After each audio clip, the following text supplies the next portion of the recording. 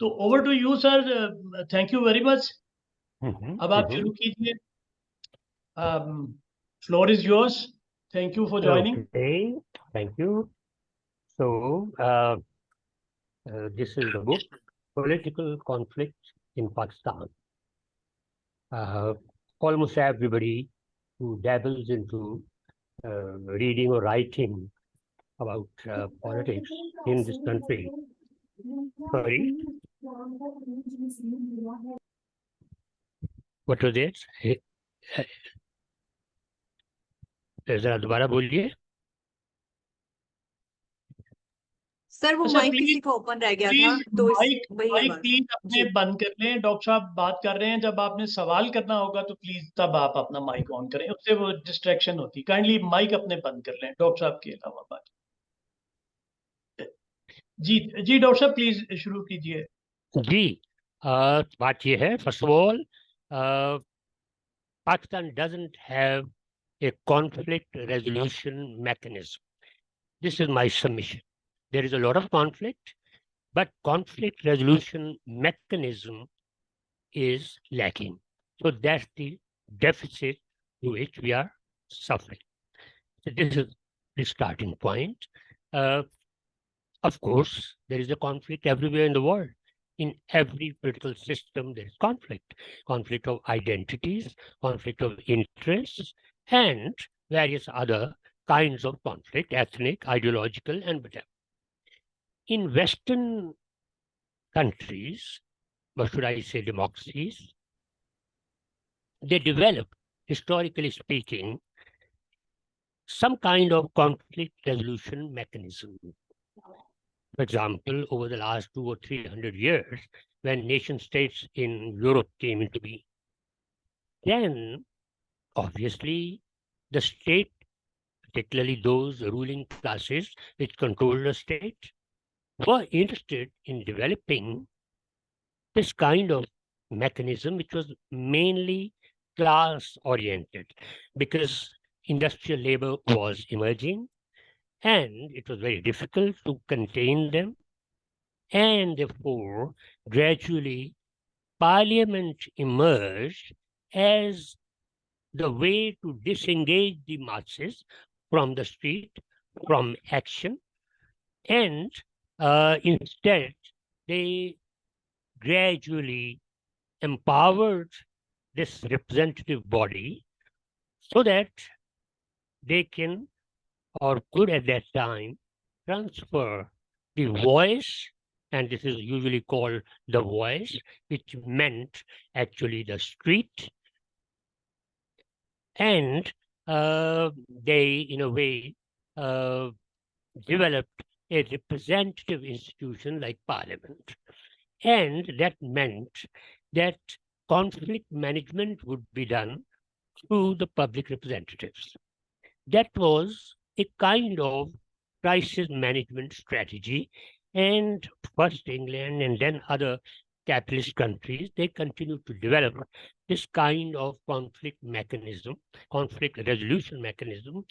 And in 200 years or so, gradually, they were able to manage the conflict in the sense that they were able to contain the dissent. And the public's representatives were, in a way, brought into the state system. And that's how the state and society came into contact with each other. That was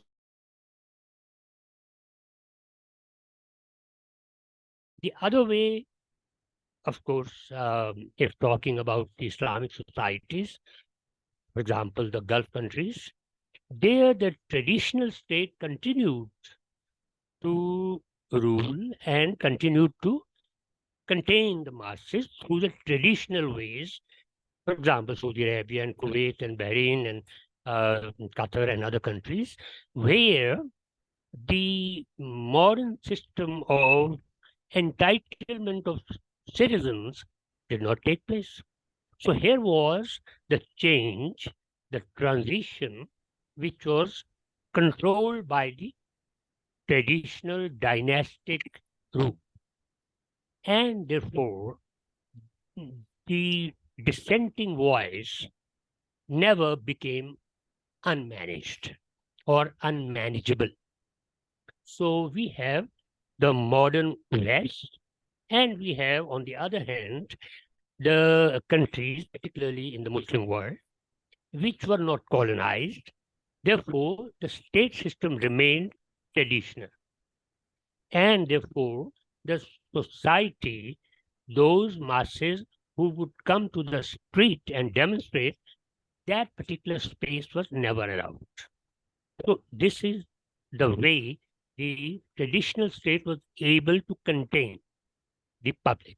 In fact, in these countries that I've mentioned, there is no public.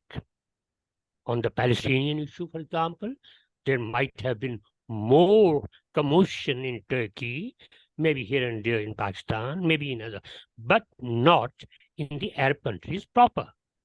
So what is this? Because there is no mobilized public which would go against the state and in a way challenge it.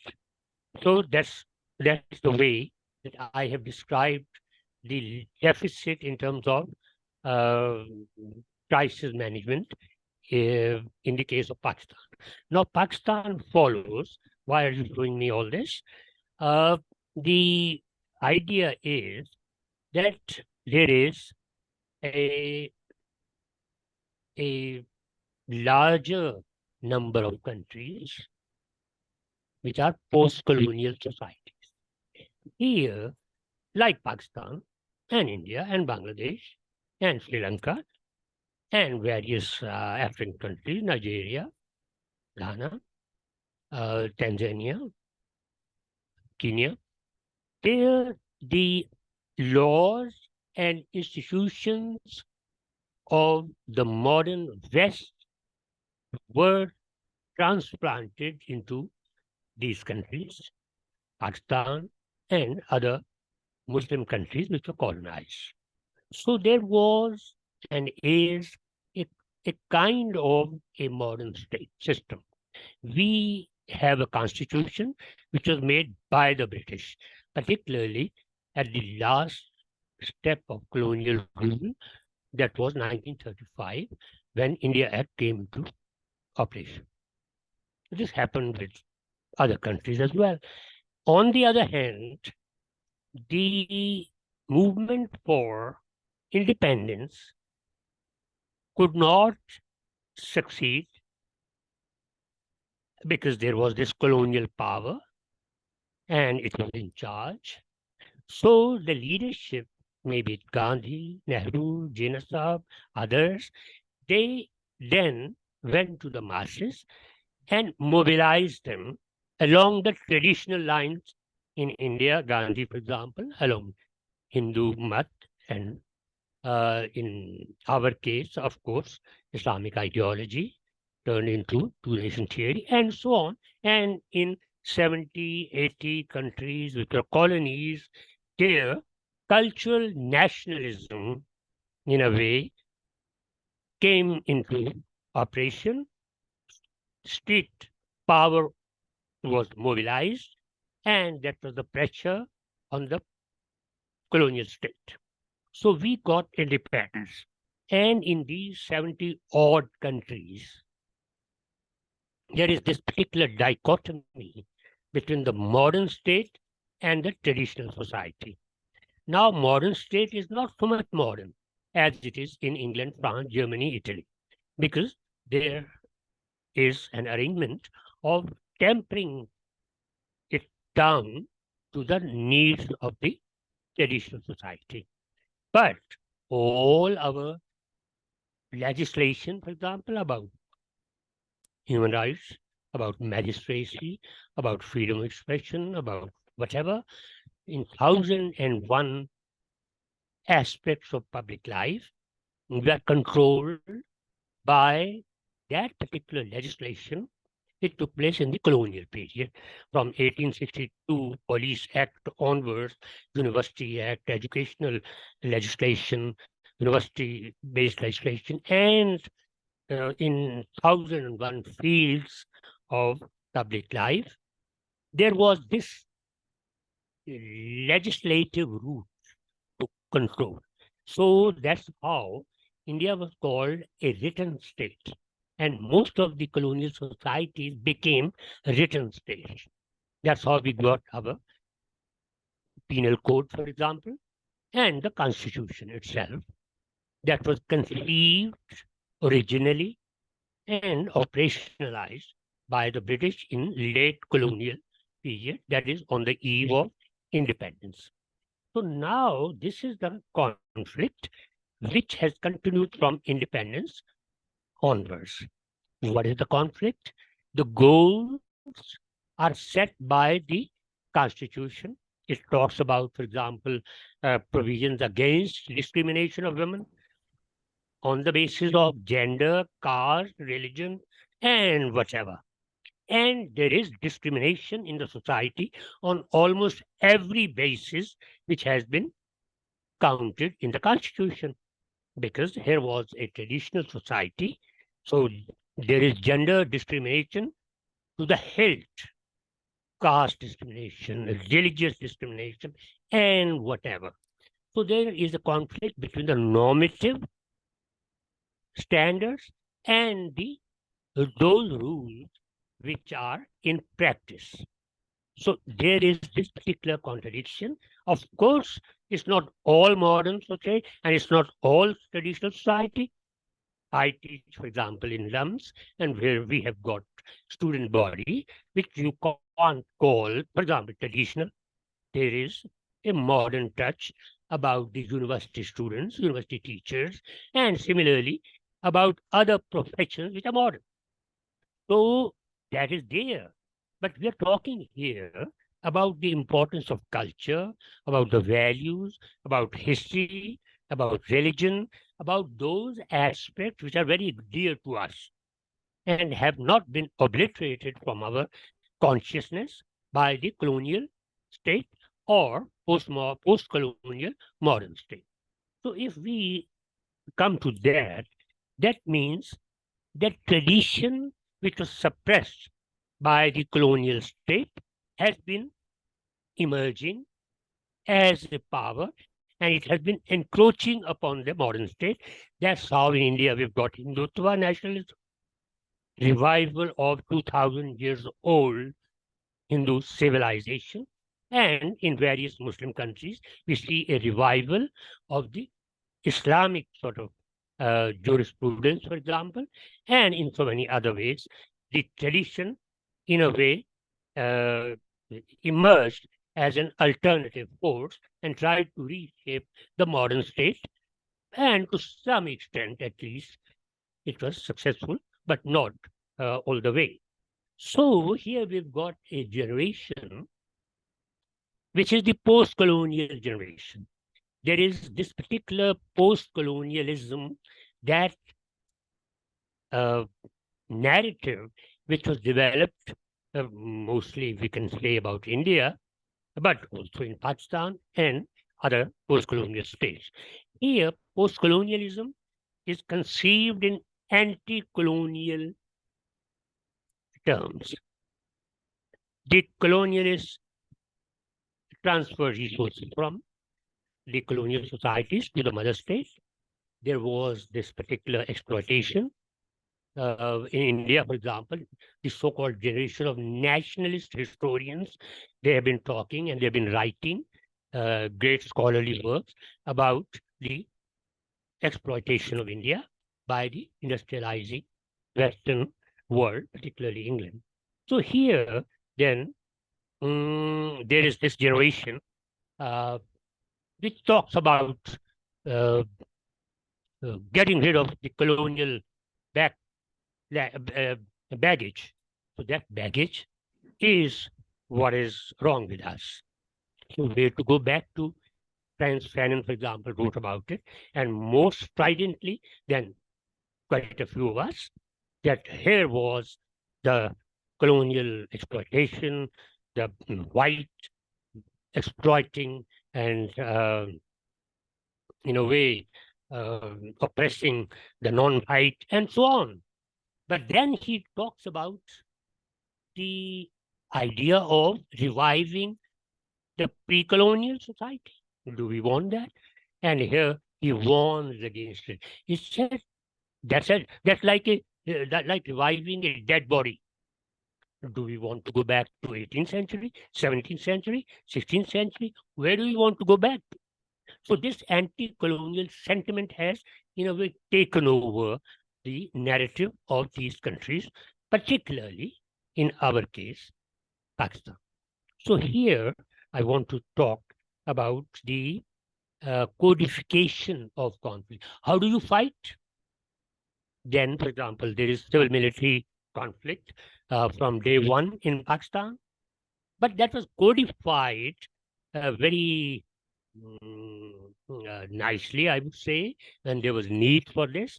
For example, under Zia, here was that conflict which was redesigned and, in a way, sold to the public in terms of the constitutional source of legitimacy, which would have been against the interests of the ruling regime at that time, and the divine source of legitimacy, which was brought into operation by Ziaul Haq.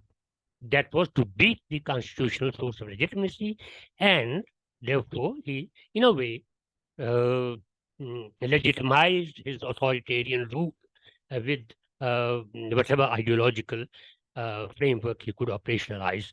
So then, in all this in Pakistan, what happened was, unlike India, unlike Bangladesh, unlike Sri Lanka, they were all ex-British colonies. But what happened in Pakistan's case was that from the very beginning, the forces outside the parliament were stronger than the forces inside the parliament. Transfer of power to India, in India, for example, took place by giving prime ministership to Nehru as member of the parliament. With us, the most powerful and charismatic leader was not member of the parliament, although he was nominally president of the Constituent Assembly, but as Governor General, here was a supra-parliamentary force.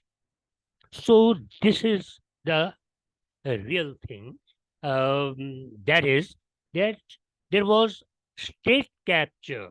This idiom and this expression I have used in my book, that there was state capture, although this idiom was developed in South Africa and before that in Eastern Europe, that there was the corporate sector, army, or other powerful elements, they captured the state.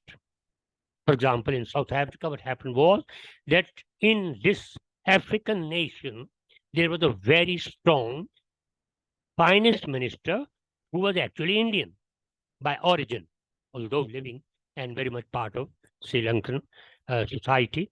So there was this aspect where we have state capture by some element out there in the society. In our case, it was the army and the bureaucracy. That's how Hamza Alavi is known so much through his explanation that the real power lies in the military bureaucratic establishments outside the electoral framework. So when we talk about this, how do we look back at our ideological framework? There was, for example, two-nation theory. So our most celebrated historian, Ayat Qureshi, wrote about it. And he said there has been a conflict between the two nations for the last 500-600 years in India. That's why these two communities, they lived side by side, never intermingled, and the conflict is 500 to 600 years old. And we are now ambitious to carve out some space for ourselves because the other nation doesn't accept us or our national status. So that was how he elaborated the theory that there was a Muslim nation always separate from the Hindu nation. But that was not true. So it was kind of rewriting. For example, in India, the greatest exercise right now is taking place in terms of rewriting history. We have been doing it in Pakistan, rewriting history. And most of the countries which have been decolonized, they tend to look back at their own history in the terms which are acceptable or which are in need of projection today. So history is not the past. History is the way you present the past. This is almost everywhere uh, in the world.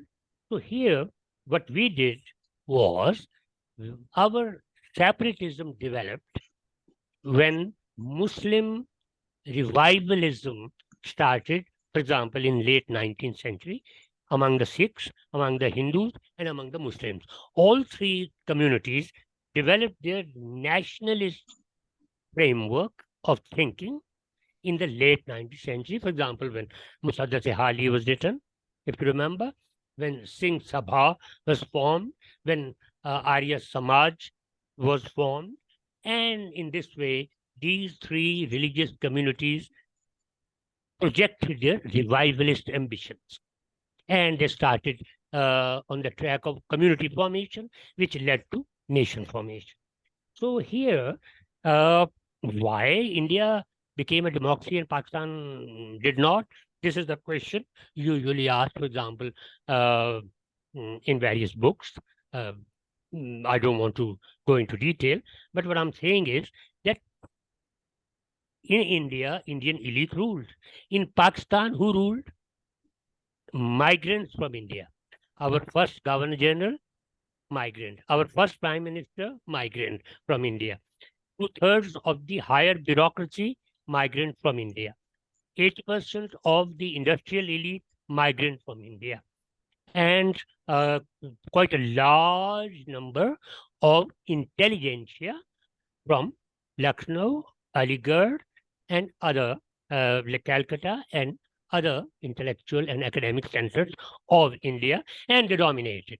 So that was the uh, migrant state which came into being. I, in my book, have developed this particular framework of a migrant state. They looked at the society as local. They were more educated, more accomplished in professions. They were more westernized in various ways. They came from Madras and Calcutta and Bombay and various cities, other cities throughout India. So the Indian Muslim community, which was more advanced than the two regions, that is northwestern region, which is today Pakistan, and northeastern region, which is today Bangladesh, they were both in a way uh, at a discount vis-a-vis the migrant elite. That's how I developed the idea that this was a migrant state, and for 2 decades, up to 1970 election, they dominated the state. And when they came into power, there was this particular uh, distrust of provincial governments. So they continued to dismiss the governments, for example, in Punjab, in East Bengal, in Sindh, and first of all, in KP, today. And of course, Balochistan was the way it was, in a way, it acceded to Pakistan. So what is this? There was that era where power was centralized at the expense of the federating units of Pakistan. Center became extremely powerful, and that's how today's Pakistan is in front of us. So if you could uh, kindly warn me about the time, how much is left? Sir अभी है time आपके पास, आप ठीक conclude है, कर लें, कोई ठीक इशू है। नहीं है sir. We developed the narrative accordingly. So in 50s and 60s, not only here, everywhere in the world, particularly in the post-colonial societies, they developed the master narratives which justified their struggle and their existence and their opting out of the British colonial or French colonial or other colonial domination. There was a kind of a justification.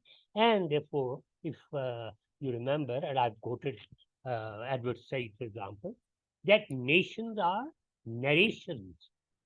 They narrate about their past, about their future, about their presence in such a way that that becomes the leading idea and ideology and the framework of thought. So, with us, first of all, we were born with a narrative of conflict, 500 years old conflict, Hindu-Muslim conflict. And you and I, we have internalized it through first 20 years of our education and then afterwards throughout our intellectual production by way of media, by way of academic writing, and so on. Here, then, there was the idea of clash of civilization. Huntington, if you remember, it was less popular in America and more popular in Pakistan. We have been living with it. Clash of civilization, not only Pakistan or Islam in the West, because constantly you hear about this particular dichotomy, Islam and the West. We have been that way trained, educated, and this is our ideological position. And not only that, there is a far more real mini clash of civilization in South Asia, Hindu versus Muslim. This is, in a way, a very real because it's here in the region and it has shaped our state system. And now, if we see about it, we have created a Hindu demon. What to hate? How to love ourselves? Because we hate the other. So we created the other. And the same is happening in India. And that's how I use the word cross demonization. In Bombay, for example, or Mumbai of today, various films are being made which talk about the Muslim demon, terrorist, terrorist. He is a terrorist. Muslims are terrorists. The same way, we have been trained and we have been, in a way, ideologically shaped by the message of Hindu demon. So this is the need in most of the third world countries. You need to have another. So we've got the other. And of course, there is the weapon of the weak, which is conspiracy. American conspiracy, Indian conspiracy, Jewish conspiracy. Our global framework of thought is couched deeply in the conspiracy theory. This is how it is. But within Pakistan, there has been a conflict between the modernists and traditionalists. The modernists struggled and led the struggle for Pakistan. The traditionalists, based particularly in Deoband, for example, the Islamicists, they were bypassed, marginalized in the independence movement, and they still, after 75, 6, 7 years, feel the same. Who is in charge? The most westernized elites in Pakistan. So what is this? How to explain this?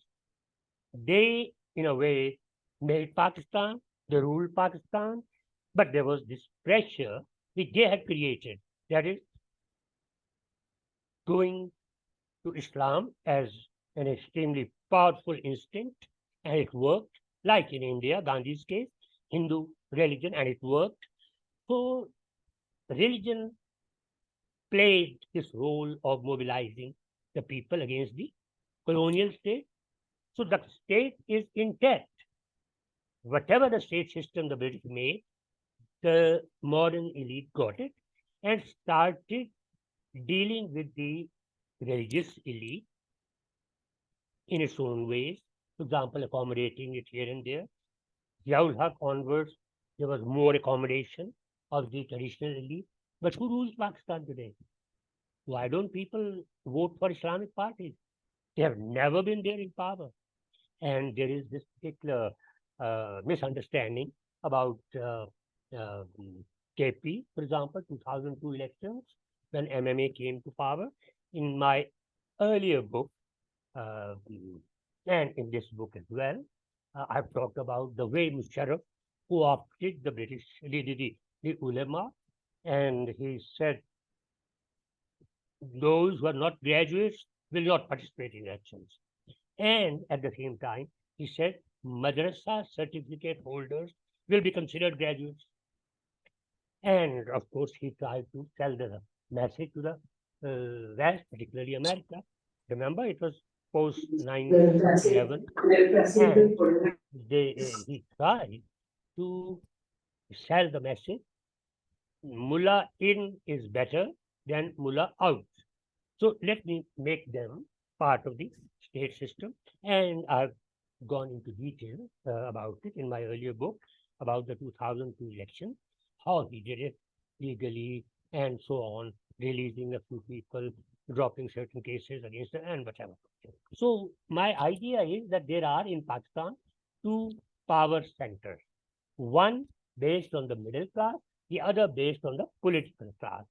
Political class belongs to that elite which was co-opted by the British through legislation. A legislature, for example, emerged after 1919, and they were the first to become part of the provincial assemblies, and towards the end in the Constituent Assembly. These were called, as the literature talks about it, collaborators. So they were there. They we cooperated with the colonial government. On the other hand, the middle class, which was never there, which was exclusively the product of the colonial rule. English education, universities, colleges, schools, and then the professions. They internalized the ethos of the British state in India. The British state in India was itself dominated by the middle class in England. So I have talked about it in detail in my book, Politics and the State of Pakistan, and I've referred to that in the recent book as well. 85% of the British who were part of the ruling clique in India belonged to the middle class. So the middle class which we got and which India got and which other post-colonial societies got were the product of the colonialism, number one. They are the carriers of the ethos of the modern state system or professional system or educational system and so on. And they hated the guts of those who were so-called, according to them, representatives of the public, because they couldn't understand what is it. And they called them ignorant, superstitious masses who vote for these people who are not talented enough, and so on. So here is the conflict for the last 7.5 decades. The modernists operating through the middle class within the state system, military, which used to be recruited from the lesser sections of the rural sector. Now it is recruited predominantly from the middle class in the cities. Bureaucracy from day one was recruited, has been recruited from the middle class. They are the state. Now elections mean that the landed and tribal elite want to come into the state. And they come, if they come for 1 year, 2 year, 5 year, 3 year, and they can be shunted out anytime, and they have been. So in this way, what we have is that the permanent state apparatus hates the guts of those who are not part and parcel of the power structure. And therefore, today, it is the middle class which shapes the narrative, anti-Western, Islamic ideology, anti-Hinduism, anti-Indianism, And our cultural heritage, and of course, the literature has been in the hands of the middle class, and the media, the middle class, and so on. We don't recognize the power and influence of the middle class, which operates in so many ways. This is part and parcel of our intellectual and professional life. So here I talked about the self-image of progress. They say we are the most educated people, and they are. 90% of the people who are in the universities, for example, where do they come from? From the middle class. And therefore, there is this particular uh, aversion to the non-educated class, so-called, uh, and so on. So, how do they look at it? Corruption. The middle class view of the political class is based on corruption. This has been a standard narrative for seven or uh, uh, nearly 7.5 decades. The political class, on the other hand, here they are leader parties, not political parties. They are known by leaders. Why? Because there is no entitled citizenry out there.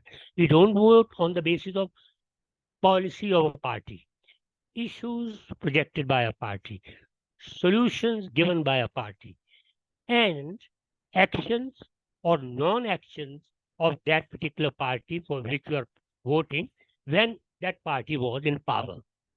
In other words, parties are not accountable.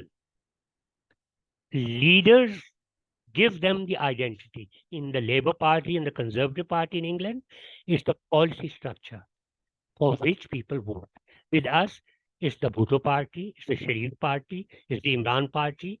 So this is what I have discussed in my book about the leader-dominated political understanding. There's a kind of herd instinct. The most educated among us are given to that particular herd instinct where we believe in the leader. Most of the great leaders in the 20th century came from where? Not America, not Germany, France, Italy, England. No. 80% of them came from the third world. We've got Nasser, we've got Gandhi, we've got Jinnah and Sukarno and others.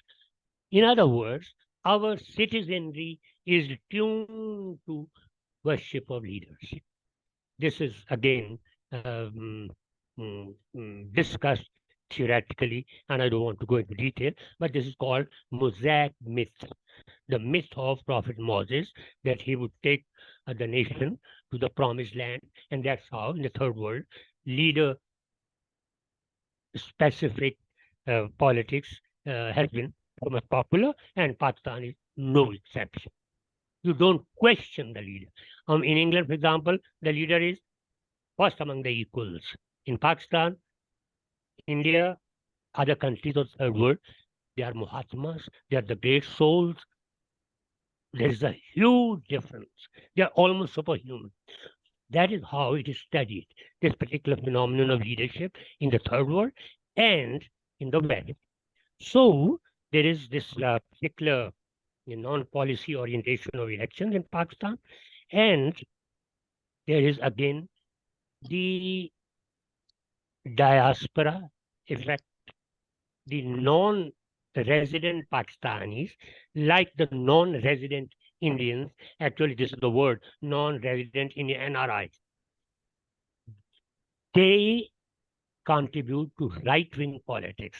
When they are removed from their homeland, they live in alien circumstances, they tend to, in a way, adulate, in a way, pursue the mission to give their country a global image or whatever.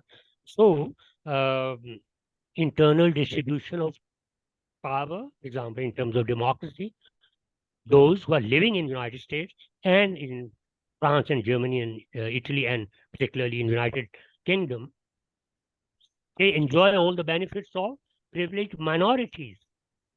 Here, they want to crush the minority. They don't want to hear about ethnic minorities, about religious minorities, unity. They are extra or extreme wing rightists. They brought Modi in. They contributed to his electoral success in India for the last decade or so, and even going back more and more. Anti-corruption movement in India led to right-wing politics, where the diaspora, Indian diaspora, played a major role. And here, again, I would say, in Pakistan, we find the ambition of the expatriate Pakistanis in terms of unity, in terms of um, uh, anti-corruption politics, never in terms of distribution of power to provinces and to local government and tolerance of religious minorities, never. Although they themselves are treated far better in Christian societies, for example, but that is not the way they would look at Pakistan. So they have been, in a way, a right-wing force which has been operating in Pakistan. And there, then, I talk about the way there has been democracy in Pakistan. That democracy is in the player of the establishment. That's how I, in a way, categorized, and then I put together a table where I say there was military rule for military rulers, and there was the civilian supremacy for 5-6 years, and because otherwise, now for 54 years, there has been an establishmentarian democracy. Here, the election laws, the conduct of elections, and so many other activities by way of democracy are actually presided over by the establishment. And this is why we are where we are. So there is a particular military metaphysics. This is a heading, or rather subheading, of a section in my chapter in the book. Military metaphysics believes in various things, particularly national unity. All armies in the world do that. Democracy in those countries, democracies operate not following that message, but rather giving expression to almost all the citizens one way or the other. So I will not again go into detail. In Pakistan, there has been militarization of Pakistan. There has been judicialization of Pakistan politics in Pakistan. So I have given a whole section I gave to the judicialization, how courts have played a very conservative role in various ways, often giving positive sort of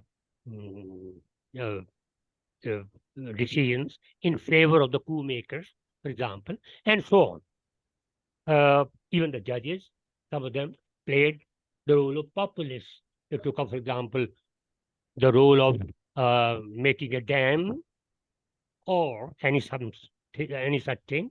So I have again talked about the constitutional dynamics in Pakistan, and I selected 3 aspects, especially one, parliamentary sovereignty, which was hardly there. There was a modicum of parliamentary sovereignty under Bhutto, Zade Bhutto, never before and never afterwards. That's it. And of course, I talked about federalism, how there has been federalism of a kind in Pakistan. For example, there was a legal and formal federalism, but we put together one unit. So we destroyed federalism in West Pakistan in the name of creation of one mega province called one unit. And from there started Sindhi nationalism, Baloch nationalism, Pashtun nationalism. So they alienated the provincial communities And obviously, General Yahya finally had to undo one unit and revive the 4 provinces and so on. So here, I've all along talked about the civil society. We often talk about the state, civil society, particularly within that, number one, civil society, number two, media, and number three, education. I talked about these 3 aspects. Education, control over textbooks, denying free thinking, ideologically heavy message, unidirectional instruction through the primary school, college, university textbooks. There has been this particular framework of thought inculcated into the minds of young minds. Right now, India is far ahead of us, destroying the balanced approach of Indians vis-a-vis Muslims, for example, vis-a-vis the West. They are now trying to revive Indian civilization of 2000 years and so on. So you have to be very careful about taking away the rational mode of thinking. In India, there is strict following of Modi and whatever he's saying, uh, anti-Muslim, anti-Western, anti-Sikh, or whatever. So, for all this kind of politics, there is need for the other. So, these third world countries invent the other and then hate the other and then try to escape from the other and so on. So, Pakistan, unfortunately, is no exception. Media, particularly, is into it, image making of the other and image making of the establishment within Pakistan, particularly the powers, business class and other class, all the dominant classes here. So, media is particularly into creation of adversarial narrative. You must have noticed there on the TV talk shows, there is one from PPP, the other from PTI, the third from maybe Jamaat Islami or somebody. They continue to talk about it, which is in a way good because they don't go to blows. They don't come to blows with each other. They're talking. And in fact, it is a very civilized way of fighting with each other. But it has been sometimes referred to as adversarial narrative. You would always say, so your party thinks this way. You, of course, don't agree with this. So the anchor persons are given to it. They play a role where they would project differences far more than the similarity of views, because that's how the rating of the talk shows goes up. This has been studied, and I'm referring to that. The final chapter is about the outsider. Pakistan, like other countries and societies, has its own uh, people who are outsiders. You have to take into account the ethnic hierarchy in Pakistan.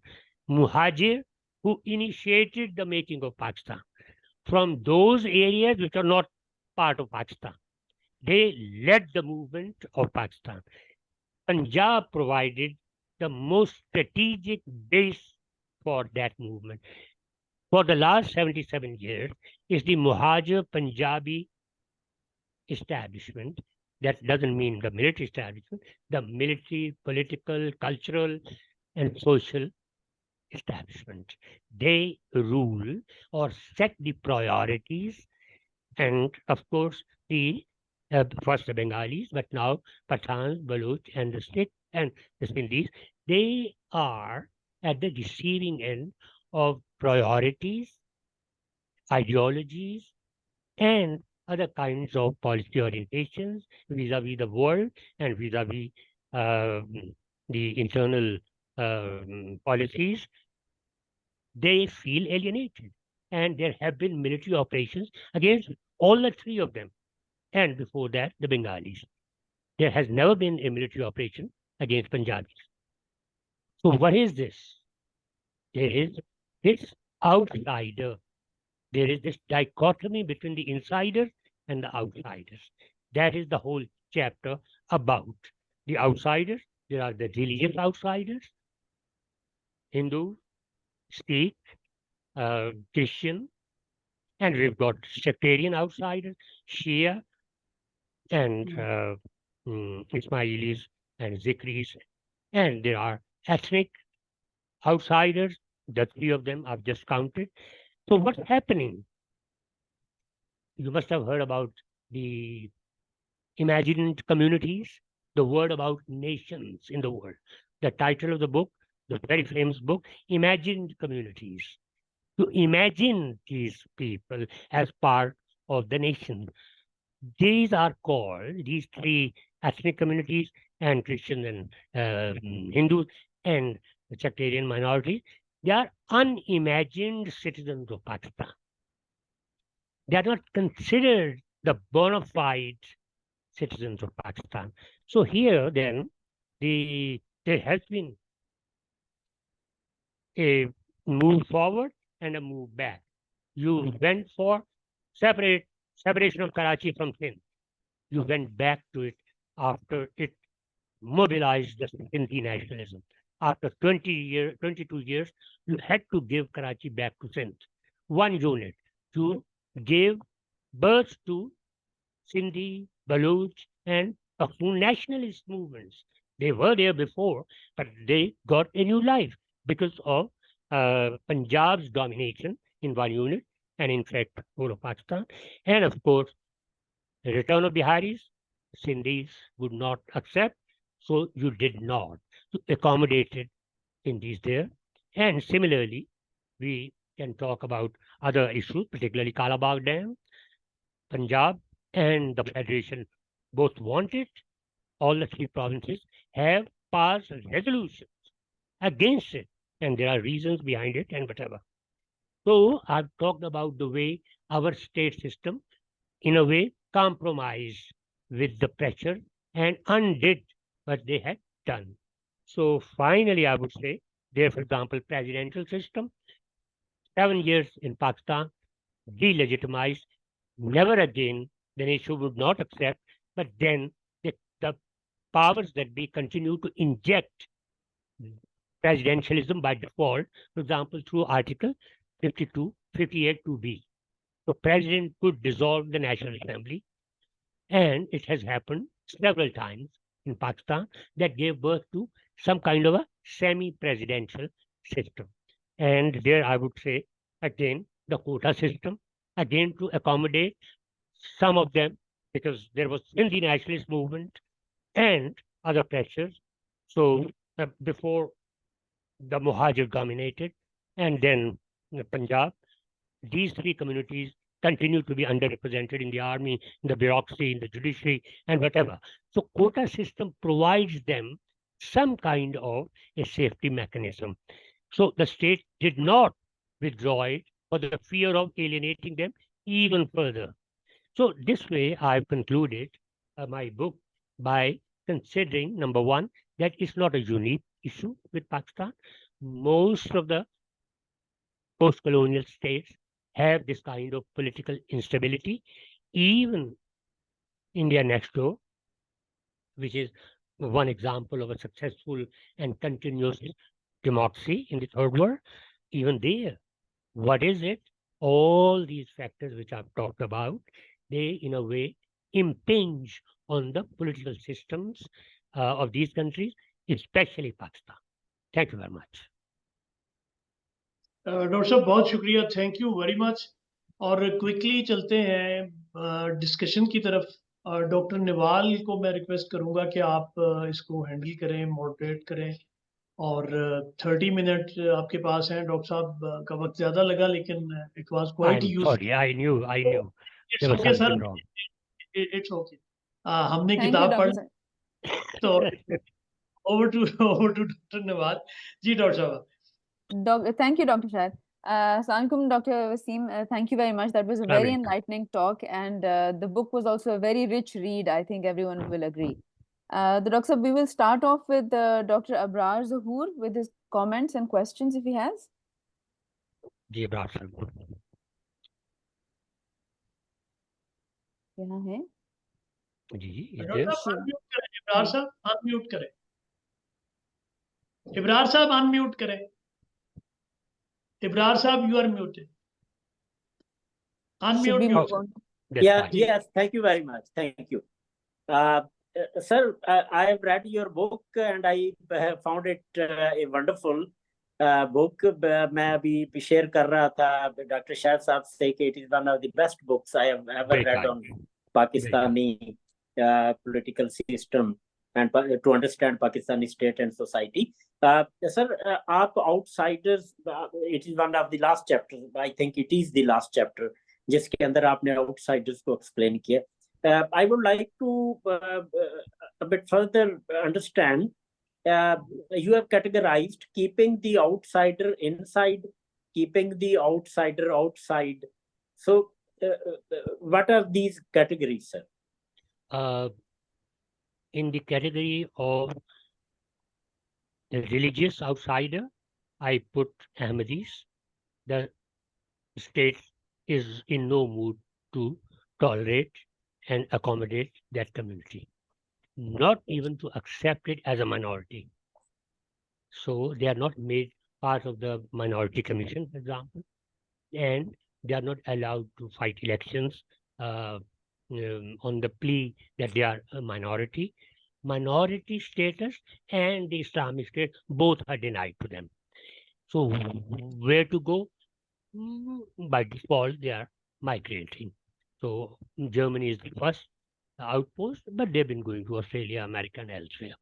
And here there has been quite a bit of social and cultural violence against them, segregation, apartheid in a way, and therefore they can't even vote.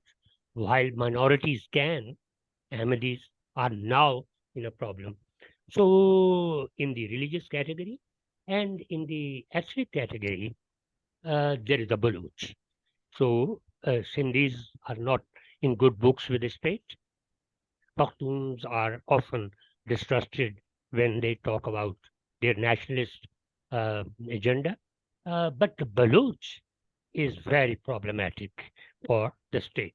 It has not been able to reconcile with the fact that the Baloch has its own legitimate ambitions or demands. So the general idea is that they are rebel rousers, they are terrorists and anti-Pakistan. Like, for example, in India, Muslims are right now called terrorists, anti-India, unpatriotic, whatever. So the narrative, the master narrative succeeds in shaping and making the profile of a community. In this case, this is unfortunately the issue or the case of non-tolerance of an ethnic community, which has been problematic. Problematic, sure, because it demands, for example, a share in the gas revenues.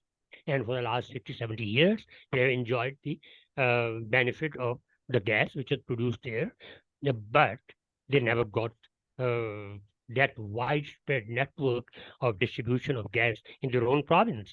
But the industry in Karachi and in Sindh and in Punjab, elsewhere, has been able to enjoy the benefits. So what I'm saying is that there is this deep thinking, probably inherited from the colonial times. There, once I was reading the book by Lord Ibbotson, The Punjab Castes. It not only talks about the Punjab, actually it also talks about the Pathan and the Baloch and others. So there was this sentence, contain the Pathan, deal with Pathan, beat the Baloch. They are far less powerful. They are far fewer in number than the Pakhtuns, for example. The density of the population is different at a different level between the two communities. So Pathan, you have to deal carefully. And they did. There wasn't any, after the war, which the British lost, and only one British gentleman came back from the war in the last quarter of the 19th century. After that, they dealt with this issue, Pakhtun issue, very carefully. Here, in Baloch areas, unfortunately, the reverse is true. And Pakistan has been somehow not very sensitive, the elements which make policies, about, in a way, co-opting them into the mainstream life. Although, after the 18th Amendment, there has been quite a bit of opening doors to the community. There are new emerging middle class elements. They have come up, they have taken part in larger numbers in the political system and so on. Thank you very much, sir. Thank you, Dr. Waseem. Can we move on to Dr. Rahat Zubair?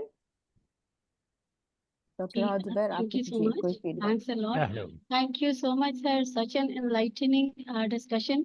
And more than that, such a beautiful, well-written and well-comprehended book. Sir, there were certain questions which you have already answered. I will just ask two things. One, we have been talking about post-colonial era, and you mentioned about it. We are discussing about to moving back to pre-colonial era. What steps can be taken, sir, if we can try to move on to a new neo-colonial era, putting aside the burden of the colonialism, along with that, not getting back to 16th or 17th century? And the second question, sir, in the chapter of elections, there was such a beautiful thing. There are very beautiful things on every page of the book. But here, because lack of time, I will ask just one question about the political parties and political dimensions in elections. You have studied, you have talked about three tiers of political parties, and the middle tier is the middle class, who is the ideologue of the party. Sir, which are left aside after the elections. And I was just thinking it is something like what happened to Mubashir Hassan in early 70s and what happened to PPP then, leaving Mubashir Hassan kind of people aside. So your comments are needed that how the political parties should keep these ideologues with them to keep up with the pace of political system and create a positive change, so that they should not be going to someone else to solving their problems. Thank you so much, sir. Thank you very much. The first thing, just remind me, you mentioned the first thing about? So it was moving ahead to neo-colonial Yes, era. that's it. By I challenge the very concept of colonial and the colonial society and the colonial state, the modern colonial imperial powers which dominated the world for 500 years, and those people and nations and societies which were ruled by them. Now what has happened? We were not westernized. The West came and westernized us. Today, we've got women out in public life. The first women who came out of the house and they attended or tried to attend the school in Aligarh in 1867 or whatever. Sheikh Abdullah founded the school and his wife and his daughters taught, and he was described as anti-Islam, anti-civilization person who was destroying the morals of the society. But the British were for feminist sort of movement, so they gradually encouraged schools for women, girls, colleges, and taught them even, or at least allowed them to attend the classes in the universities. So what happened? Today, women are out. How come they're out? Because of what we call colonial rule. For 1,500 years, they were not out. So they are not only in the universities, they are in professions, they are everywhere. And they're out there in the markets, in all aspects of life. How come? How did it happen? If we had kept our culture, they would never be there. We at that time talked about the British culture and our culture. Today, again, we talk about the British or the Western culture and our culture. But our culture has tremendously changed in the last 100 years. Equality between genders, that was something amazingly disturbing. Today, it is not. It is not that women are not discriminated against, but the idea of women becoming part of public life is due to that particular period, which is condemned as colonial period. So how to resolve this? There were, for example, 500,000 or 100,000 graduates in 1947. Now there are 10 million graduates. Why are they going to public universities and private universities, learning English, getting into the Western social sciences, Western natural sciences? Why are they studying this? They are part and parcel of a global civilization, which is, of course, led by the West. Who rules? What kind of ideology rules China today? Marxist ideology brought about a revolution in Far East. Do you see any cultural sort of framework visible? India is far more culturally based in terms of public behavior and private behavior. China, even a bigger society, forget it. Do you see them in kimonos like Japanese? No. Or whatever. What has happened?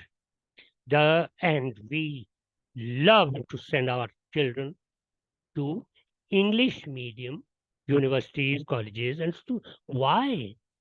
Everybody knows this is the route to success. But we hate the West. So there is this kind of dichotomy where we are caught up. We don't believe in what we do. There is a lag, there is a deficit, there is a kind of a distance between the ideology and the practice.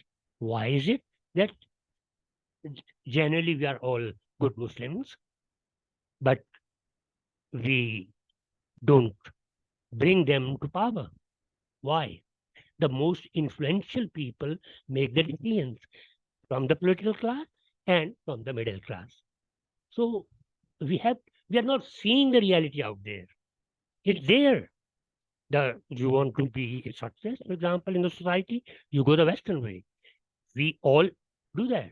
I and we in LUMS, we get those students who join the most westernized university or one of those universities. Why do they do that?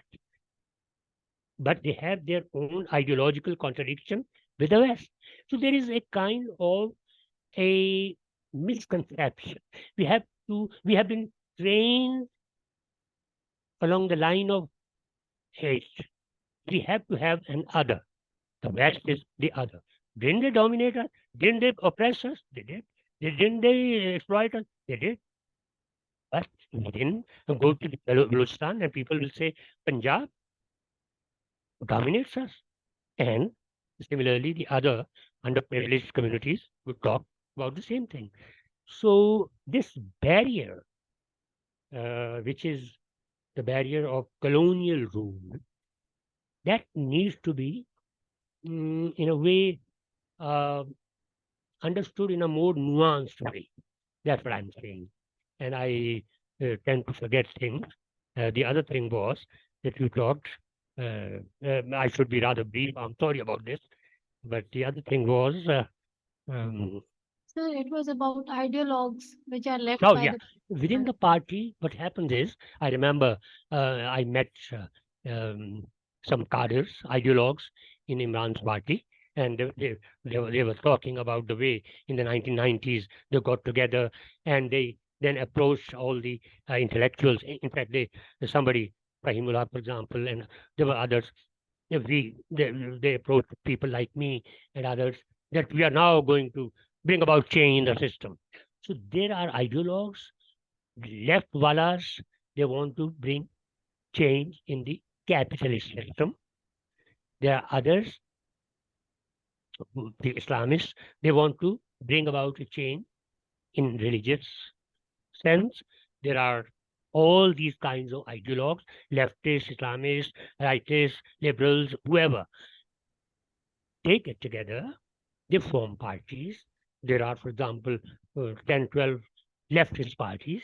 They're all small pockets of the ambitious intellectuals and so on. They are there. But the realities of power mean you need to get elected. Who gets elected? The most influential people in the society, those who can help their voters get things done through the district administration, through the provincial secretariat, through the government, through the bureaucracy. That is why ulama don't get votes, because they are not influential. They don't or cannot get things done for their people, for the voters.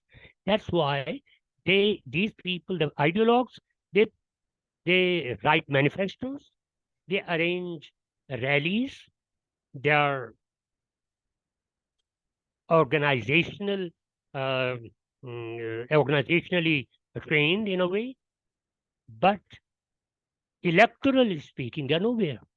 That's why within the party, yes, outside in the electoral framework, they lack that particular strength which is needed. That's why some of them are then accommodated in the Senate. Senate is where Rabbani, where others, Shibli, others, they would be accommodated. Those who will not be able to get elected through popular politics. That's the way things operate. Thank you for your question, Dr. Rahat. Finally, we'll move on to Dr. Sajid Khan. Sajid Saab.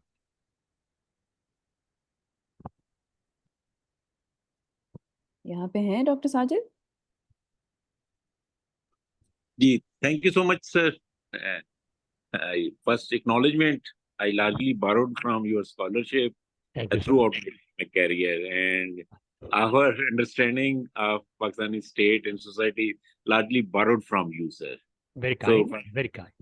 Insights on the structures, the roots of the state and society, and through tracing from colonial perspective as well. So you have largely traced out the structure roots of the conflict paradigms.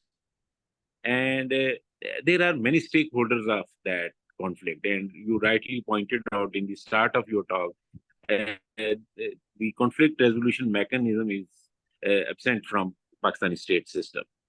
So there are many stakeholders. They are the beneficiary of these polarizations, these fault lines, and whether they are bureaucratic elite, they are state political elite, whatever the institutions are there, they are the beneficiaries of these conflicts and these polarization and these divisions. Do you think there are any stakeholders present in our state and society which basically when stakeholder of the process of inclusion, process of the cohesiveness, and they are basically the stakeholders of the conflict resolution? Do you think there are some? Please, sir. There is this shared concern among the elites. Let us not rock the boat. That is why military would render power back to political elite whenever there is pressure which is mounting. That's why democratization took place after Ayub and Yahya, then after Ziaul Haq, and then after Musharraf. If there was no nationwide mobilization against them, they would not have succeeded from their position. So they would accommodate the decisions which the state has been taking. I mentioned one unit, I mentioned separation of Karachi, whatever, non-recognition of Bengali language in the beginning, then doing it when the cost was rather high.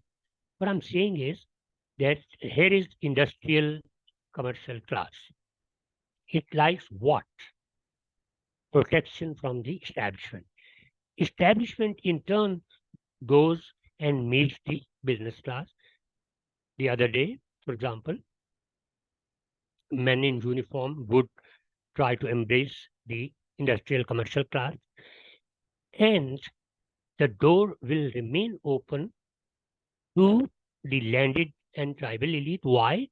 Because they represent a large section of the society, and that is their power. And that is how the state elite will accommodate them. And that is why there is democracy. The military knows one thing: people are mobilized. It's far less easy today to just launch a coup like a Yukon.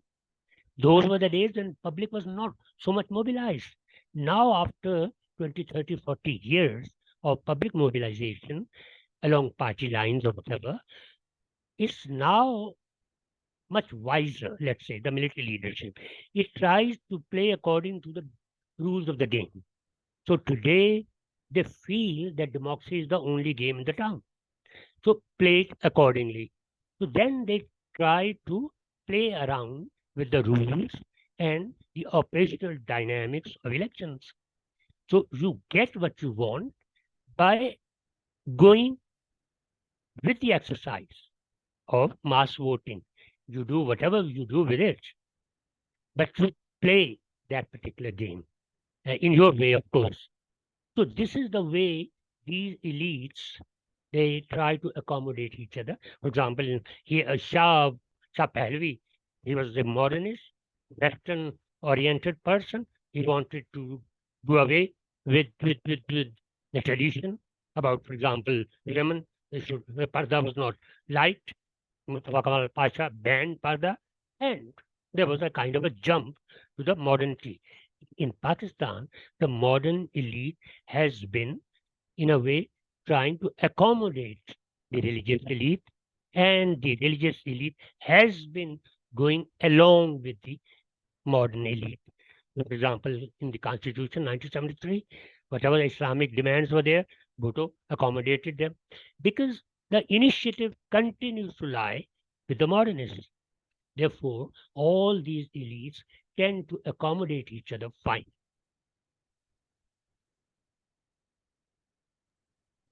Thank you, Dr. Dr. Finally, I'm the last panelist. So I have a few questions. Thank you very much. That was a very thought-provoking book. I was at every page, I think there was a lot to think about and a lot to, chew on. I have three questions. Some of them are sort of speculative. Some of them are just thoughts that were passing through my mind. So I'll choose whichever ones you would like to answer and which ones you don't want to. My first question was that as you mentioned, that this is a post-colonial dilemma. This is a dilemma that sort of post-colonial states face. So I was wondering, is there a similar sort of post-colonial state which you could perhaps give us an example of, which has come up with a successful conflict resolution mechanism? Some smaller states like Singapore, for example. That's right. Hong Kong, again now part of China. The large-scale societies, the internal contradictions, for example, among ethnic communities, these need to be tackled, but the state is not prepared or it has not been trained for that, because the colonial state was one directional in the sense that it was not there in the pleasure of the society. Yes. They ruled them despite whatever the society was. Once the society was mobilized against them, they thought this was the time to go. So what I'm saying here is that these dilemmas which were left were partly because the modernist the Western modern elite had been ruling them for decades or for centuries. And their time came that it was rather unmanageable and too costly. On the other hand, the 30-odd countries, for example, in Africa, particularly in Black Africa, and of course, Southeast Asia and Asia, South Asia. What do we see here? As you said, we have to look around for a success story, meaning thereby that these tribal societies, like in Africa, and ethnic communities here in Pakistan and India and other countries, they were not mobilized. During the decolonization process, they were brought to the streets. So tribal identities were mobilized, Islamic, Hindu, other identities were mobilized. And that is why the state is now trying to grapple with these forces. After all, religion is a powerful instinct. And look, the way it's happening in India particularly, and it happened here. What I'm saying is, those times are gone. And these societies don't have that particular period of 100 to 200 years when they have to adjust with their constitutions. Constitutions provide a kind of a progressive formula, like I said, gender equality, caste equality, religious equality, which is nowhere there in these countries. So, but there is that particular constitution, the word, the written word, and they can't go back on it because they are modernists in all these countries, which rule. So what I'm saying here is that once the source of legitimacy lies with the constitution, imported or otherwise, whatever, once it is there, even the coup makers in Pakistan, what do they do? First thing what they do is seek constitutional legitimacy. So Charles Kennedy, for example, and others have written about it. First, the coup maker does this. Within 2-3 hours, he will contact the lawyers, and then it goes straight to the court. There they make a plea for abnormal circumstances that was therefore required for them to come to power or whatever. So, and usually the judiciary, which is also a modern institution, obliges them. Therefore, there is that particular absence of linkage, again, I've talked in the book, which is there in Russia, for example, which is what? I have discussed it in terms of the hourglass society. So there is the upper half and there is the lower half. And if you remember, in the late medieval ages, in the West, there was, after 1 hour, the upper half would be emptied, and that was the hourglass. Then the next hour, 1 o'clock, 2 o'clock, 3 o'clock, and so on. The state elite and the society. In England, for example, there are hundreds of institutions which link them up. In Russia and these societies, which I've called hourglass societies, the links are very few. So between the state in Pakistan and the society in Pakistan, very few linkages are operative, and therefore the conflict resolution remains a kind of a permanent issue in these societies, especially Pakistan. Sir एक और सवाल था या clarification है generally in historiography जब middle class की बात होती है in the immediate aftermath of 1947 तो historians and scholars such as Hamza Alavi, Talukdar, Manir Uzman, they have written about the East Bengalis as being sort of the major constituting the major middle classes in terms of a sort of progressive agenda that they presented in the Constituent Assembly. Whereas the sort of West Pakistan interest groups, jinko interest groups who usually कहते हैं, they are considered to be sort of having, a more regressive agenda, कि sort of land reforms को hold back करना, so on and so forth. आपने अपनी किताब में Muhajirs और Punjabis को main मतलब middle class कहा है. So I just thought that occurred to me that generally we don't think of the Punjabis as constituting the middle class. We think of them as being, जैसे आपने कहा, political class. या तो फिर ये कि थोड़ा rural, peasant. Which ethnic community of Pakistan has the strongest middle class in your view? the largest and the strongest. In the beginning, it was the Muhajir, particularly those from UP. In UP, for example, in Punjab, there was 19% Muslim population, which was in jobs and into higher education. In Sindh, less than that. In other areas, Bengal, only in UP, where Muslims were 14% only, they were 44% into higher education and jobs. In other words, they had solid, deeply dug-in position. They were most nervous about what would happen about their position in the United India. They would lose straight away because they were privileged. 3 times more than their number, they were in the elite positions. So they were in a position where no other Muslim community was. So they led the struggle for Pakistan, along with, of course, the industrial commercial class of Bombay, led by Jinnah.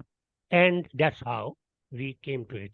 Hamza Alawi actually talks about other things. Let's not bring him right now. But the middle class, what I'm saying is, today there is Punjab.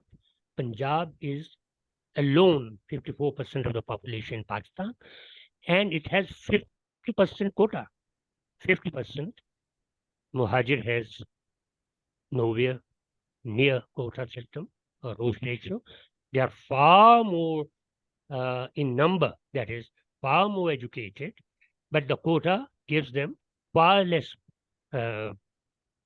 position, and that's why the MQM was so popular among the Muhajirs, because it was talking constantly about the quota, which is hurting them, and it hurt them, and it helped Sindhis come up, and that's how in the Secretariat in Karachi, you have a sizable number of Sindhis, meaning thereby that Muhajir went down in its predominant position from there down to whatever. That created quite a bit of alienation. And that's how the MP flourished. In Punjab, the domination of rest of Pakistan continues. Therefore, and this is the middle class, by the way, the Muhajir middle class, quite a bit of it migrated. They were the earliest migrants to the West. The middle class Muhajir, because they were ahead in education.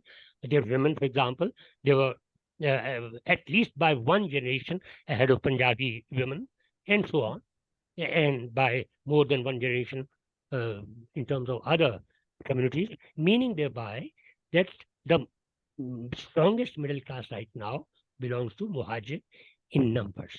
But there isn't that particular ethnic factor here. Muhajir and Punjabi together dominate the middle class in numbers as well as in qualitative terms. This is the way I look at it. Thank you. Understanding. Thank you, Doctor. Back to you, Dr. Shahid. Thank you very much, Dr. Shava, Dr. Waseem. We go to the audience for questions. Any questions from the audience? जी कोई भी किसी का अच्छा meanwhile अगर सवाल नहीं है तो मैं एक छोटा सा सवाल करता हूँ बाकी मेरा ख्याल है सवाल तो जरूर होंगे अच्छा ये जरूरी नहीं है आपने अंग्रेजी में सवाल करना उर्दू में भी कर सकते हैं कोई इशू नहीं है अच्छा डॉक्टर साहब अगर हम थोड़ा सा मेरा सवाल मुख्तलिफ आपकी किताब से लेकिन उसकी रोशनी में अगर कंटेम्प्रेरी जो सिचुएशन है इसमें मैं आपसे पूछूं कि जो एस्टैब्लिशमेंट है उसकी मोस्ट क्रूशल पावर लिमिटेशन क्या है जो जिसको उसको रिस्पेक्ट करना चाहिए और यही सवाल पॉलिटिकल क्लास के बारे में कि पॉलिटिकल क्लास की कौन सी बड़ी क्रूशल किस्म की लिमिटेशन है जो उनको रियलाइज करनी चाहिए और थोड़ा जिसकी वजह से शायद कॉन्फ्लिक्ट रेजोल्यूशन की तरफ जो आपने मैकेनिज्म की बात की है कि वो मिसिंग है उसमें ये हेल्पफुल हो सके जी sir So there are two sides. Number one, you said establishment, and number two, the political class, the way it can help solve the issue. So there's a huge deficit of governance. The state is not delivering, and therefore people at the bottom, and 70-80%, they are given to factors where democracy cannot flourish. Number one, issue-oriented politics. No. Here it is ideology-oriented politics.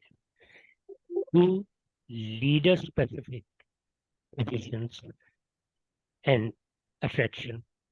Leader can't deliver. It's the structural power of the system which would deliver or would be unable to deliver. For example, the production base, and there is the demand and there is the supply. The demand has increased 7 times in Pakistan. In 1947, we were 35 million people in this part, West Pakistan. Today, we are 240 million. 7 times in 70 plus years. Where on earth can this growth rate be adjusted? In England at that time, there were 45 million people. There are now 60 million people, not even double. After 7, in other words, we are blind to the fact of population explosion. There are eating mouths which we have to feed, but the textbooks, the media, the scholarship in general, and the policymakers, they don't bring it up on top. No. In other words, the salience of issues, the way it should be prioritized, it is not prioritized. And therefore, we are talking or imagining things in the air. The reality is out there. Environment is out there. There are issues out there. For example, we don't have friends in the region where we live. There's Iran, there's Afghanistan, there's India. How can we continue to live like this? Alienating and being alienated by the neighbors. So this is the real problem, that we have to come down to earth.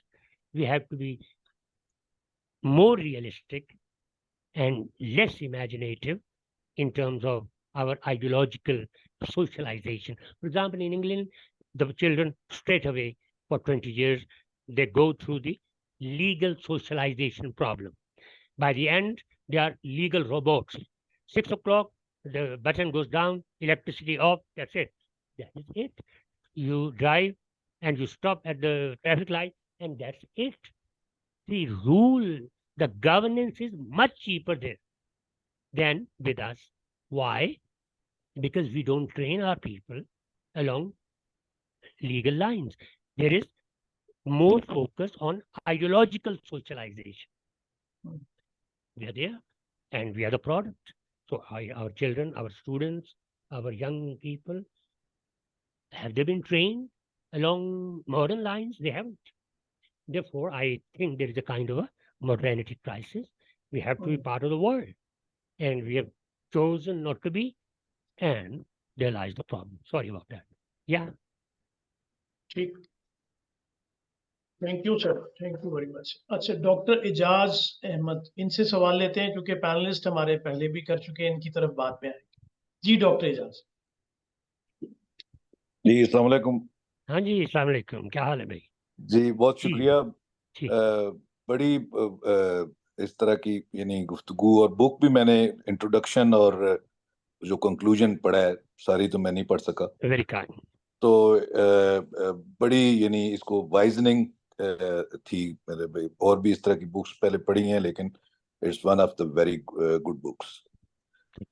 सवाल मेरा ये है कि जो different ये stake holders और इसमें conflict में शामिल हो गए हैं, जिसमें एस्टेब्लिशमेंट है, मेनली उसमें आर्मी है, और फिर उसकी देखा देखी और भी ग्रुप्स जो हैं या इदारे जो हैं, वो एक तरह से अपनी जो प्रेजेंस है वो शो करना शुरू हो गए हैं, जिस तरह की जुडिशरी है और वकला हैं और इस तरह।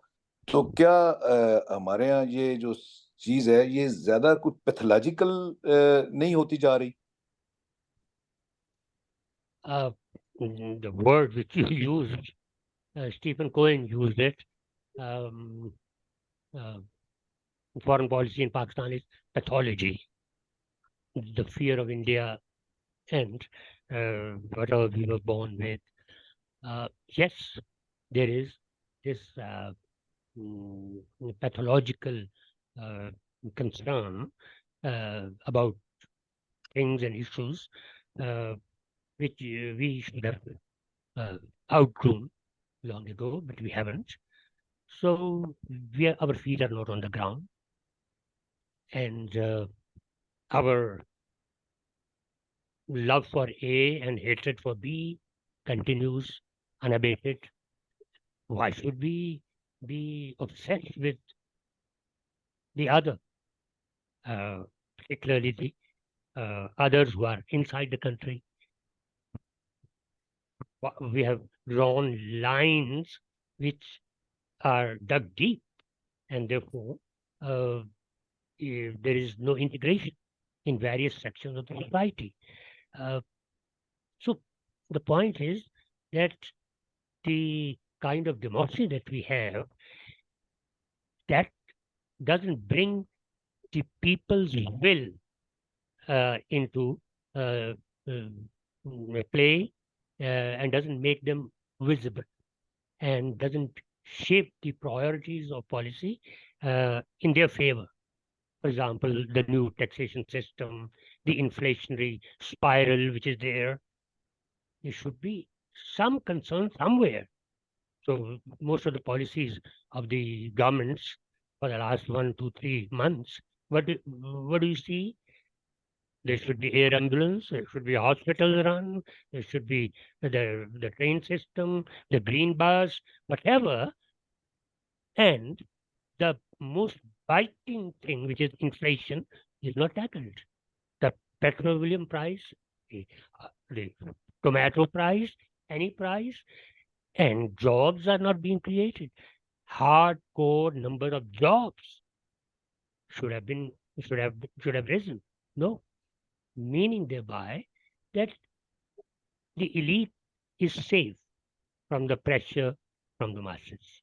The public is allowed to sulk and to live according to its meager means.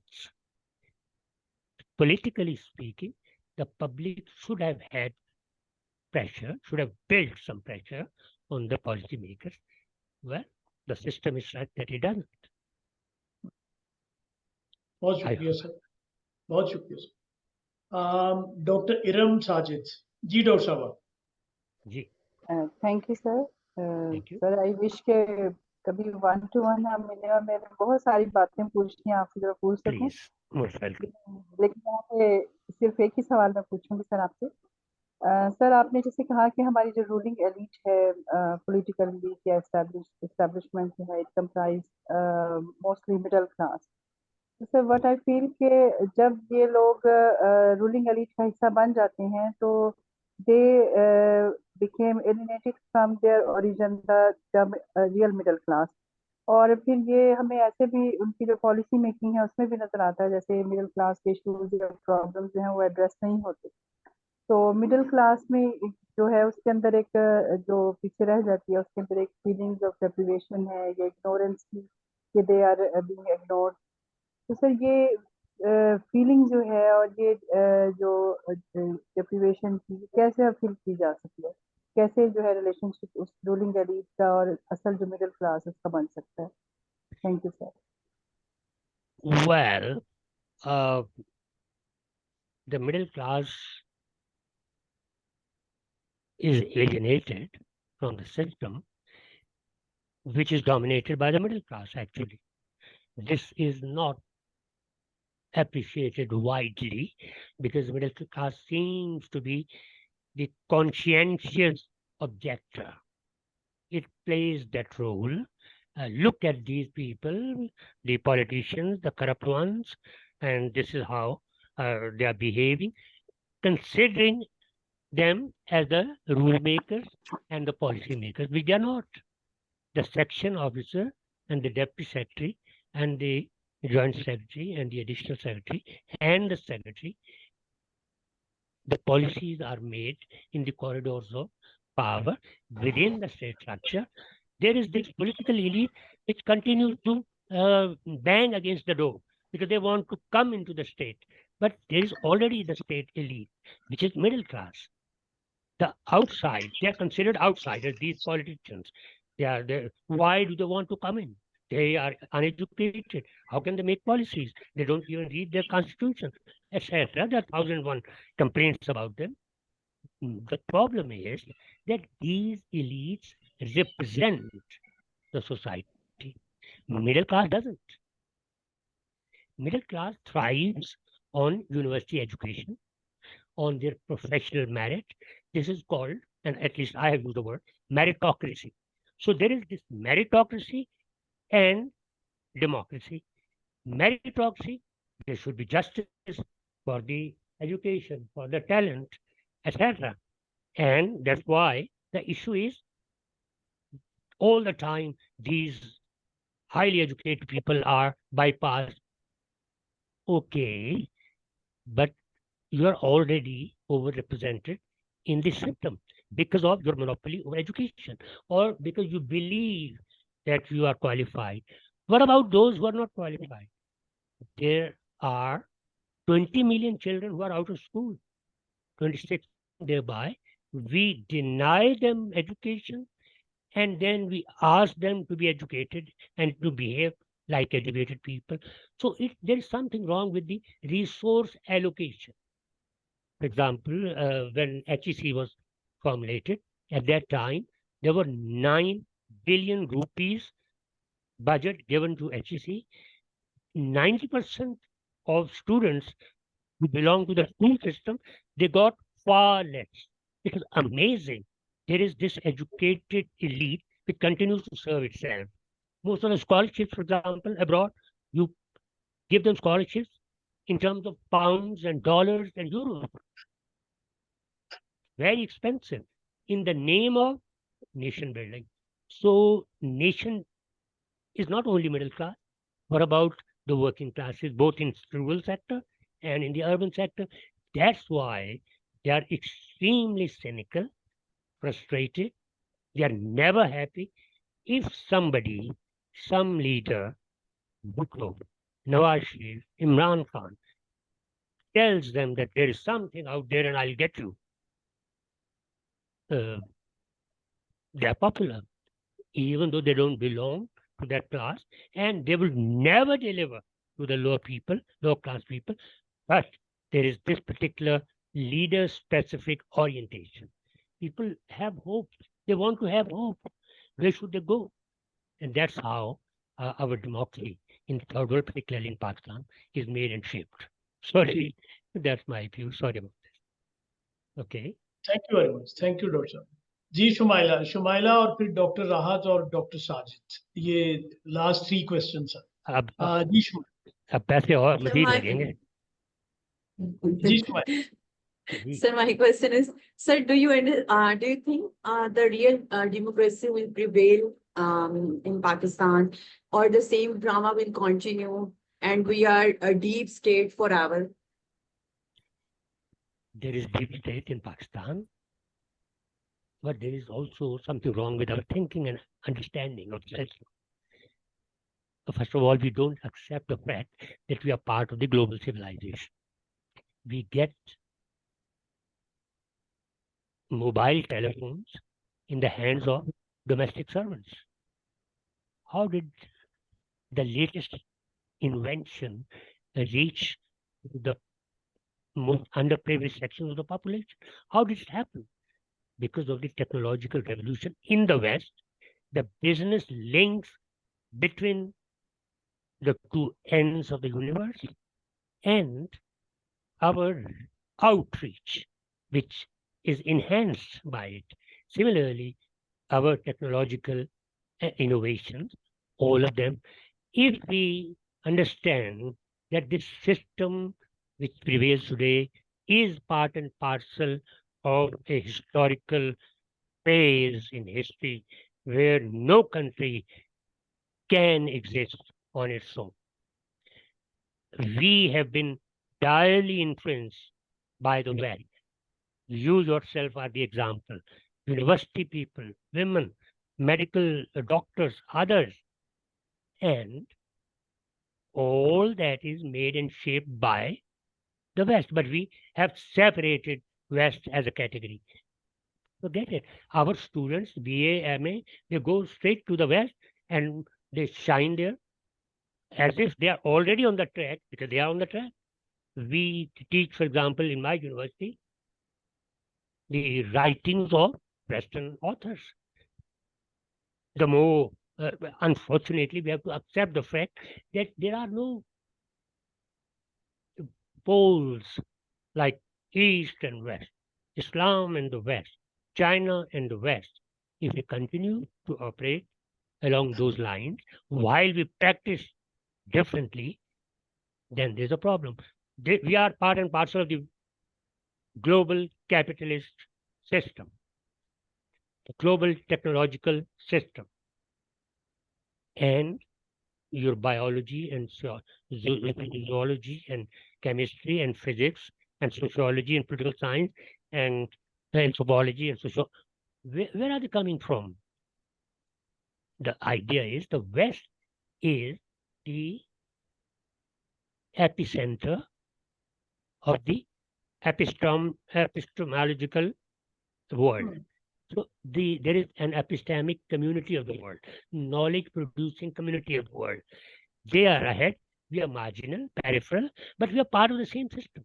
There are people who excel from Pakistan, from India, some of them, but not in large numbers.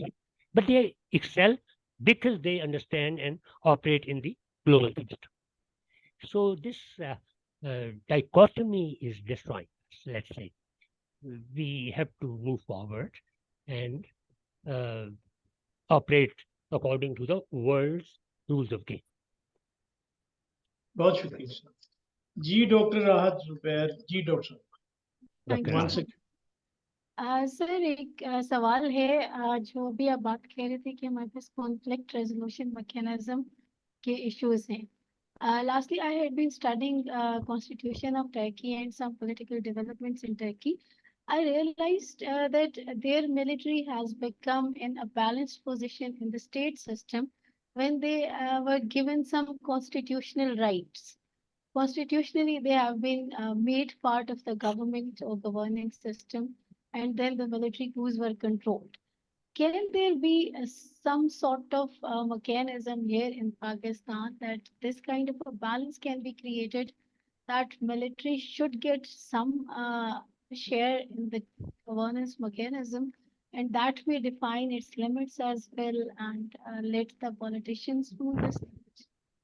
Thank you. Most of the military rulers in Pakistan have been referring to the Turkish system. And they say, look, Turkey has given a constitutional role to military, and Pakistan constitution should also do that. Particularly, Musharraf wrote his autobiography, and he mentions it because as a child he was there in Turkey, and he wrote about it. His father was in Pakistan embassy in Turkey, and he said, look, there has to be a role for the military written in the constitution. One country in 100 countries or 200 countries, Turkey, which in no way is the example or the shining example, because 2 or 3 times, the 4 times, they disturbed the democratic process. They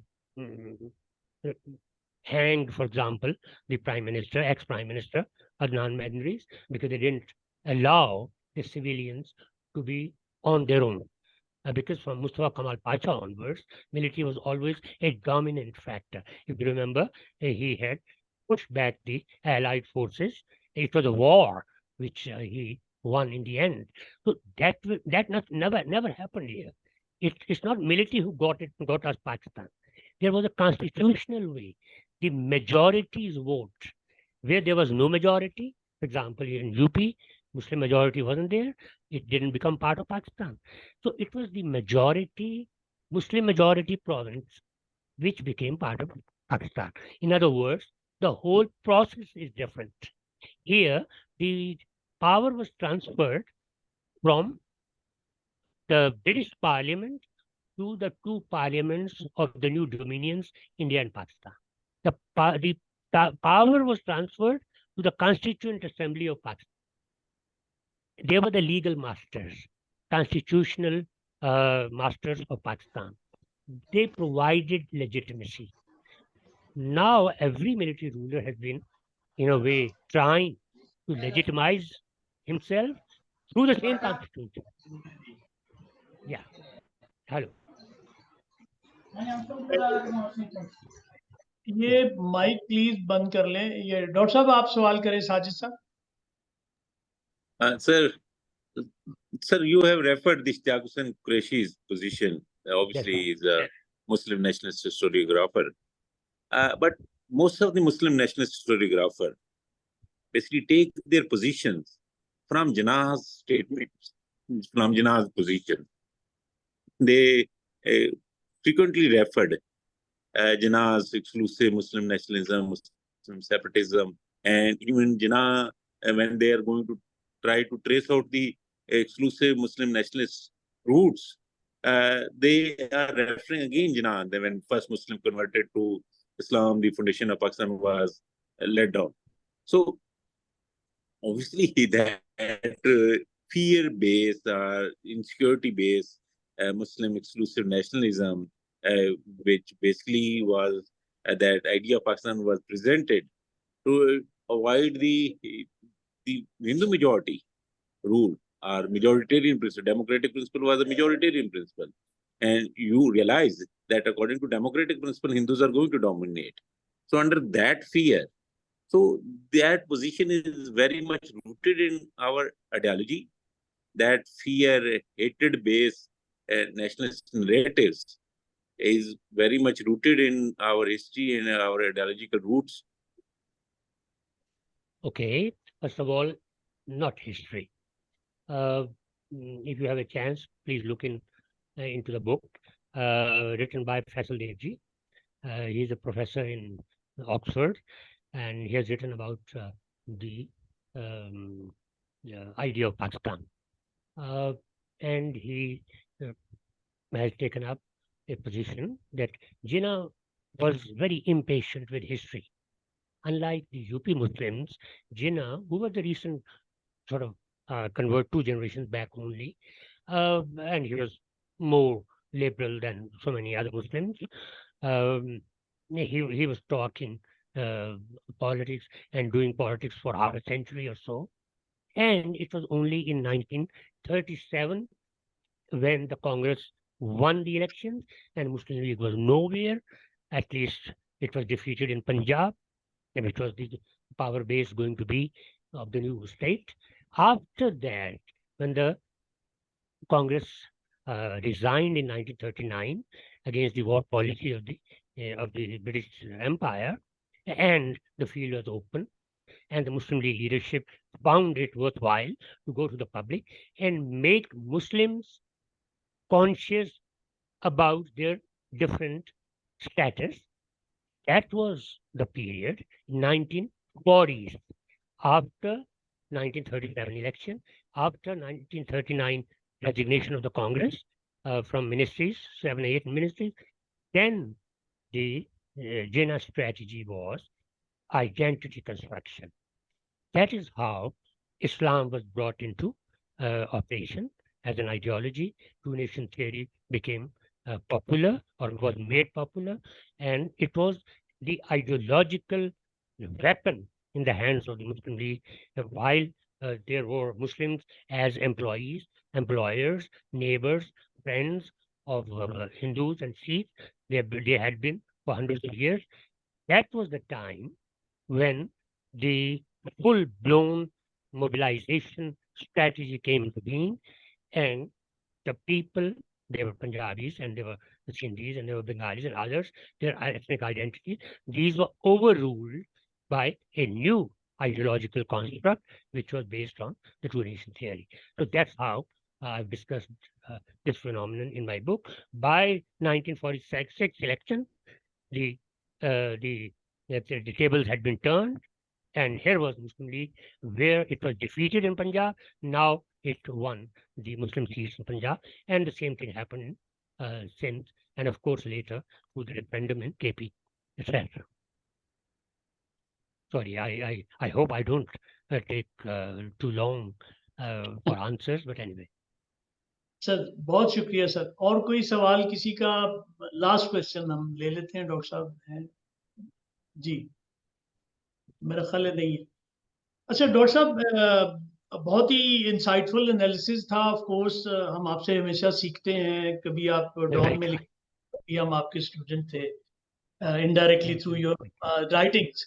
अच्छा, इस analysis के अलावा तो दो तीन चीज़ें बड़ी मैं समझता हूँ कि मेरे लिए वो बड़ी इंपॉर्टेंट है, टेक होम है, और मैं उसको हाईलाइट करना चाहता हूँ। एक तो ये है कि उनका एक जनरल भी उसकी कह लें कि वो है एक अंडरस्टैंडिंग जो है हमारी सोसाइटल, उसके लिए भी रेलेवेंस है। वो ये है कि ये क्वेश्चन की फॉर्म में कि why do we need some others to love ourselves, कि भाई हमने किसी से हेट करना है तो then we are able to love ourselves. This is very very powerful idea. दूसरा ये है कि जो जो आपने इक्वेशन एक ड्रॉ की, नैरेटिव जो है, कि नैरेटिव जो है वो नेशंस नैरेटिव ही डिफाइन करती हैं कि नेशन कैसी। तो हमारा जो सेल्फ नैरेटिव है वो, उसके बारे में हमें मतलब कॉन्शियस होना, it's really important, very powerful idea. और द लास्ट वन, ये बड़ा आजकल फैशनेबल है, कॉलोनियलिज्म का पूरा एक लिटरेचर है, ऑफ कोर्स उसमें बड़ा वैलिड क्रिटिक है ऑफ कोर्स, लेकिन उसमें जो एक वो एलिमेंट है ना, जो जो स्वीपिंग एक हम कर देते हैं स्टेटमेंट्स का, कि भाई हर उस दौर की तमाम चीजों को जब रिजेक्ट करते, तो वो बड़ा मेरे लिए ये टेक होम बड़ा इंपॉर्टेंट है, जो आपने उसको हाईलाइट भी किया, कि हम समहाउ उसकी प्रोडक्ट भी है। वो जो कॉलोनियल टाइम्स थे और अभी भी जो ग्लोबल कम्युनिटी है उसका हिस्सा होने के नाते, हमारे जो स्ट्रक्चर्स हैं, जो एजुकेशनल सिस्टम्स हैं, जो लैंग्वेज है, जो हमारे कॉग्निटिव स्ट्रक्चर्स हैं, वो हमारा हिस्सा है। तो हमें ये जो चीज़ें हैं उनको रिकग्नाइज करने की ज़रूरत है। तो ये मेरे ख्याल में ये तीन जो मैंने चीज़ें जो नोटिस की पर्टिकुलरली, तो ये बड़ी इंपॉर्टेंट है। Thank you very much sir. Very kind, बहुत ही मेहरबानी, बहुत शुक्रिया। और लास्टली जो आपने बात की कि ये हमारा जो है ना डिस्कोर्स, वो बड़ा हॉस्टाइल एनवायरनमेंट में होता है, तो ये मुकालमा इसी कोशिश के लिए है कि भाई हम हॉस्टाइल एनवायरनमेंट में गुफ्तगू न करें, बल्कि अंडरस्टैंडिंग इम्प्रूव करने के लिए करें। तो आपके आने से पहले यहाँ दो पार्टियों के जो थे ना एफिलिएट्स, जो उनके बड़े मतलब वो फैन है एक पार्टी के और दूसरे, तो उनकी काफी मतलब हो रही थी टॉक इस किस्म की, लेकिन ये है कि दोनों बड़े टॉलरेंट थे, एक दूसरे को सुन भी रहे थे और अभी भी मौजूद हैं, और वो स्माइल्स भी आ रही हैं। तो मेरा ख्याल है कि ये एक अच्छा हम कोशिश कर रहे हैं। तो आपको हम आइंदा भी जहमत देंगे कि आप हमारे साथ शरीक गुफ्तगू। बहुत मेहरबानी, बहुत शुक्रिया। Thank you. I'm thinking again. I think that I've got the prize readers, as I just said, because handling that book is a test of your patience, because it's rather dense. I must apologize for that. It's because of its density, particularly its theoretical content. हमारे दोस्त अपने हसन अस्करी एक बार मेरी पिछली किताब के बारे में वो कह रहे थे, यार वो क्या तुम्हारे मेरे स्टूडेंट्स जो हैं वो मुझे find it very difficult, and that's the book politics and the state in Pakistan. अब के और ज्यादा होगा इम्प्रेशन। तो अब but we move in our own circle, let's say, जहाँ से हम अपनी अपना मेटाफर अपना मीडियम अपने उठाते हैं, इस तरह इंटेलिजेंशिया इन जनरल आर्टिस्ट का अपना मीडियम है। तो but I am very happy about the way the most learned people in Pakistan and outside Pakistan have appreciated my book. I am really proud of that. बहुत शुक्रिया, thank you very much. Thank you, and thank you. Stay blessed, stay happy and stay blessed. Thank you very much. Thank you everyone. Thank you. All the pleasure.